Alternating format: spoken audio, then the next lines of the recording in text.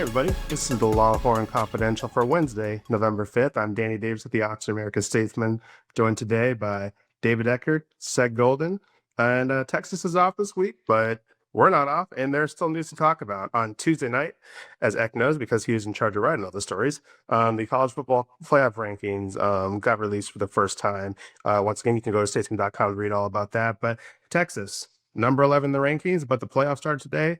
They would not be in because the ACC champ in the group of five, best group of five team was projected to leapfrog the Longhorns. Texas was the first team out in those rankings, but there's still a long way to go. So we're just going to start with that 11 ranking, first team out concept. Seth, we'll start with you. Is it right? Was Texas too high or was Texas too low? How did you kind of take in those rankings? They're right where they need to be. Don't lose to Florida. Don't lose to Florida, and you're in good shape. If you lose to Florida and Ohio State and you're number 11 in the CFP, you're very blessed because you know there's still a chance. And no, I don't think they should be behind Notre Dame. I mean, what has Notre Dame done except lose at home to the Aggies? So I think the Longhorns are in striking distance. They have a path to get where they need to be, win these next three, and we're gonna be in Atlanta. That's where we're gonna be, and they're gonna have a chance to get to the CFP. So yes, at 7-2, with those two losses, the Longhorns are where they need to be. They beat Oklahoma. That was a meaningful win over a top 10 team. They beat Vanderbilt, meaningful win over a top 10 team. And if they can beat Georgia, the Hoggies and Aggie, you can't tell me that they're going to be on the outside looking in with a 7-game winning streak and 4 top 10 wins. So the Horns are where they're supposed to be right now. When you were getting ready to write up your straw, I don't know how many different versions you had ready to go at the buzzer, but where did this number 11 ranking kind of slot in for you and what you were thinking? As we talked about before we hopped on, I was ready to throw a fit if they were going to be ranked below an Oklahoma team that they beat by 17 on a neutral site, which they are in the AP poll and the coaches poll, which is beyond ridiculous. But they should be above Notre Dame. I like Notre Dame's best win is USC. Like, I just don't get that at all. I mean, whatever. Like, I don't think it's going to matter because Notre Dame doesn't play anybody for the rest of the year. If Texas wins out, they'll leapfrog them because they'll just have demonstrably better wins. So I don't think that's a consequential controversy, I guess, but I think it's still dumb. But no, I think they're all right. It could be better, but I think they got it just about right for the Horns. I agree. 11's fine when you have 2 losses. I think Notre Dame's the only team ahead of them with 2 losses, and we can quibble all about that. I guess so with all the Fighting Irish fans, but are they better than BYU? Maybe if BYU is undefeated. BYU deserves to be ahead of them. Are they better than when you look at X sweatshirt, Ole Miss? Maybe, but Ole Miss only has 1 loss. So what are you going to do? I mean, I think it'd be Texas can't be a top 16 with 2 losses. But they have a chance to play their way in, and that's fine. I think if Texas had been like 18 or 15, maybe behind some of these ACC teams, then maybe we'd have a discussion, and some Texas fans would have the right to be upset. But they're where they need to be. There's a long way to go. But speaking of where they need to be, Texas is on a bye this week, but they have 3 games left, including 2 teams that are ranked well above them in Georgia and A&M, and then that Arkansas game. And Arkansas is just woof. But Sad, and when you're kind of looking at this roadmap to the playoff, does Texas have to go 3-0 in order to make the playoff, or is there room for error? Got to go 3-0, Daniel. Got to go 3-0. I don't think a 9-3 SEC team's going to get in. I think it's going to be just like last year. The only path to getting 3 losses and making the CFP is to somehow make it to the conference championship game like Clemson did in the ACC, and then they beat SMU, and that got them in to the ACC title game, which they won and got a CFP bid. There's just too many 1-0 loss teams in the SEC for the Horns to take that path. They got to win 3 in a row, and if they don't win 3 in a row, we're going to be at a Nowhere Bowl in December. And we're not going to be happy, but we'll get that first week of December off. Shout out to the to time off if you can get it before Christmas. But no, there's not a path for them to go 9-3 and get in. Not going to happen. There's a path with 9-3. I think what we kind of overlooked last year, Alabama did not get in with 3 losses, but that was also because Clemson hit a 57-yard field goal to win the ACC title game. If Clemson misses that kick, I think Alabama gets in because SMU would be the at-large bid from the ACC, and that would open another spot. And then Ole Miss didn't get in either. Ole Miss had 3 losses as well. I do think Texas needs to beat Georgia. I think they can maybe lose to A&M. If A&M is a top 3 team and Texas plays them close, and Ohio State's a top 3 team and Texas plays them close, I mean, I think you could be like, well, they lost the 2 best team, 2 of the 3 best teams, or maybe the 2 best teams that had that weird loss at Florida. Let's let them in. I think they kind of need to beat Georgia to bring Georgia back towards them in the rankings. But I think there's a path. It's probably best that they go 3-0. And not leave it up to chance, because like you're correct, a 3-loss team that did not make their conference championship game is not ideal. But I think there's a path. But I do believe Georgia is a must-win game for this team. Eck? Yeah, I agree. I think it's a narrow path, but I think it exists. I wrote about this a little bit last night, right? Last year, Tennessee went on the road to, I think Georgia was like 12th at the time, and I think Tennessee was like 11th. Tennessee lost that game, and Tennessee fell 4 spots, right? So if you're Texas and you fall from 11th to 15th in the rankings next week, you lose at Georgia. Let's say again, like you take the same drop Tennessee did last year. I don't think that's fatal. I think I think that's something you can come back from. Again, is it going to be easy? No. Are you going to need a boatload of help? Absolutely. But I don't think it's like completely donezo over if they don't go 3-0. I think it's possible. But like I said, there's going to be a lot of other things that are going to have to go in their favor. Texas loses to Georgia next week. Keep tuning in to statesman.com because the season's not over. So there's still reason to read our content. Of the 10 teams ranked ahead of Texas, we kind of mentioned Notre Dame. Is there a team that you just see falling down to earth that Texas can kind of expect to catch? It may be impossible for Notre Dame to actually fall because they play kind of 4 very winnable games, except for that Pitt game at the end of the year. So maybe they don't fall. But is there a team you kind of look ahead of Texas and be like, all right, that team is not going to be ranked ahead of Texas for that much longer? Said, I think it's Notre Dame. I think Notre Dame could be fraudulent, and they got Pitt. I think they get Navy coming up, and Navy's not a given that they can beat Navy. Navy hasn't lost, so I don't like this Notre Dame offense at all. And Jeremiah Love. It's Jeremiah Love is a running back.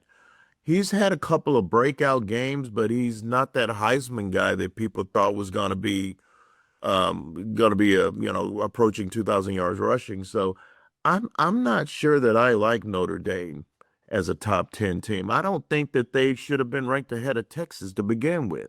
I think Texas has better wins than Notre Dame, and so I'm not impressed with USC. So that doesn't do it for me. So that's the team that I look at, and if I'm Texas, I go, you know what? If we can just run this table or even win 2 out of 3, we could still pass Notre Dame, because if they were playing Pittsburgh this weekend, I would take Pittsburgh, and I wouldn't even think twice, and I don't care where they're playing the game. Who's your team that you think may be destined to fall if Texas keeps winning past the Longhorns? There are a lot of Irish Catholic Pennsylvanians that I know that are very upset about what you just said about Notre Dame and Pitt. But they're not watching. They're not watching. It's BYU. BYU is not a good football team. Don't care. Don't hate on Tabernacle. Why are you hating on Tabernacle?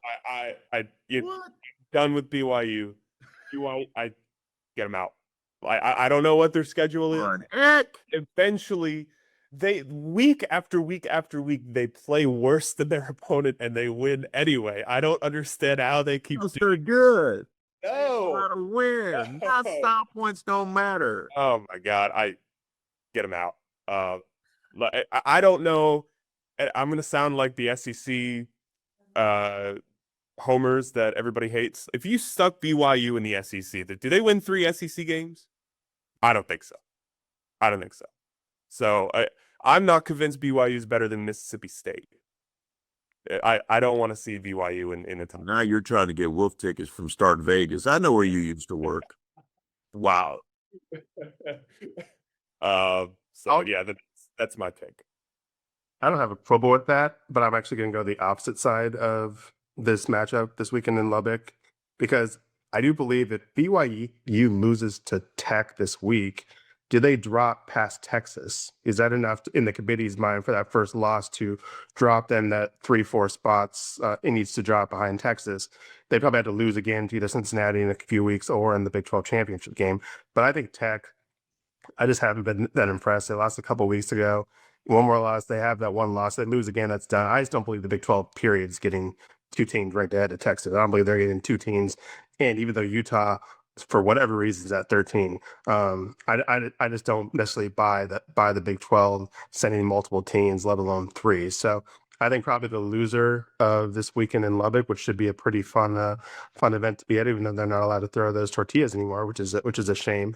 I'll go with Tech just because BYU has had some suspect wins, but they've still won those games. And Tech has lost a lot more recently, and that's some issues with their quarterback health with some of those injuries over there. So I'll go Tech.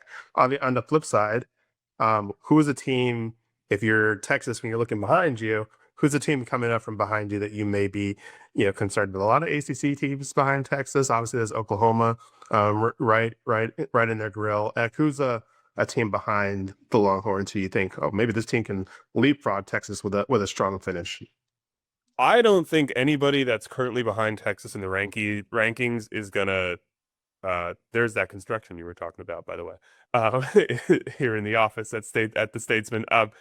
I don't think anybody that's behind Texas in the rankings right now is going to leapfrog Texas unless Texas loses. I think the Longhorns are safe with that, but I don't know. I mean, I think like you mentioned, the ACC. You know what? Maybe Georgia Tech could, because Georgia Tech still has Georgia on the schedule. I don't think they're going to win that game, but if they do, it's possible. But yeah, we'll go with Georgia Tech. We'll give the Ramblin' Wreck some love, but I don't think I don't see that happening. I think Texas is pretty safe. That Georgia Tech loss hurt me. That was my little dark horse pick. I just like what they're doing. I like what Brinke's doing. But that loss was out of nowhere, and it was a bad loss. It was a double-digit loss. So I'm not sure. I kind of agree with Egg, Daniel. I'm looking at these rankings, man. Vanderbilt, maybe Vandy. They run the table. Who's playing well is Virginia in the ACC. Virginia could win that damn conference. And the last thing that Texas needs is another Power 5 team that's competing for a conference title. So those are two teams that they got to look at, because they're both ACC teams. They're both one-loss teams, and they both have a path to get past Texas. Texas, if I'm Texas, I'm not looking over my shoulder. I'm just saying, you know what? We got to go to Sanford Stadium, and we got to win. We got to become the second team in 40 games to beat them in Athens. Not easy, but Texas has a chance, and Georgia can be had. But they have Texas's number. So I like those two ACC teams if Texas is looking over their shoulder. But Texas, to its credit, they know they go 3-0, they're going to be in the CFP. That's what's going to happen. Yeah, Eck is correct. If Texas goes 3-0, they're not getting leapfrogged by anyone. But as far as a team that's kind of down the rankings, but may have a shot to squeeze in that top 12, at least in my opinion, is USC. I think they're 6-2. They have one loss in Big Ten play. I mean, that's your second premier conference. And your loss is a very weird 2-point loss to Illinois, which doesn't look right on your resume, but it's a 2-point loss to Illinois. And that may be a better loss than what Texas had at Florida. And you lose to Notre Dame, which apparently is the 10th best team in the country, according to this committee.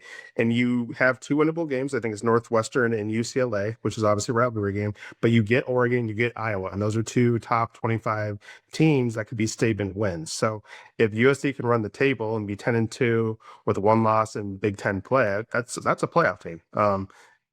Obviously, they can slip up and lose another Illinois game, but I think that's a team. They're 19th this week. That's kind of down the rankings. I think with a strong finish can make a very, very, very strong case for a playoff spot. But that's gonna do it for us. It's a bye week, so we need to go get some rest, but we're not getting too much rest. There's basketball going on. There's rankings going on. There's still a lot of football stuff to talk about. Lots of stuff over at statesman.com. We have our newsletters. Sed's Corner comes out Tuesday. Daily Hook'em newsletter goes on throughout the week. On Second Thoughts, taking a break this week, but Kirk and Sed will be back next Thursday. So be sure to check out that when that drops in. Sed mentioned it on his post-game video after the Vanderbilt game this past week, but we'd be remiss if we did not talk about our friend Scott Wilson and his passing this past week. If you're a Texas fan, if you're a Texas journalist, if you're a Texas baseball player, you know all about Scott, and he was a friend. He was obviously a really cool source and a cool guy and a great fan. And Texas football games won't be the same without him, but Texas baseball games really will not be the same without him. I believe his funeral service is going to be this Sunday. Information's online if you want to check that out. But Scott, we love you. We're going to miss you. And we'll be back next week to talk to you here on the Longhorn Confidential. Deuces.